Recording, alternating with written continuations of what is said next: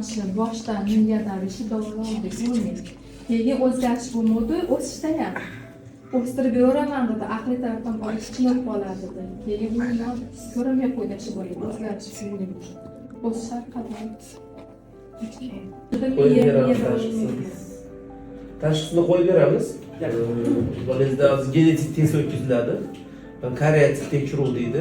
Xromosoma anomaliyalariga, ya'ni xromosoma sindromlariga tekshiruv qilamiz. Va shunga qarab bu yoqqa yo'nalamiz. Sindrom Shershowski-Turner sindromi bor. Bo'ydan orqada qoladi. Biroz aqliy dudki orqada qoladi va vazn olish qiyin bo'ladi. Bo'y o'sib ketishi qiyin bo'ladi. Va yoshiga nisbatan jinsiy balog'atga yetish sekinlashadi. Hozir bunda bilinmaydi, kichikroq yoshli bo'lganligi uchun. Yuz tuzilishida stigmalar bo'ladi, ya'ni mana qosh, ko'z, kiprik e'tibor bersalar, ikkovlariga ham o'xshamaydi. Ochiq.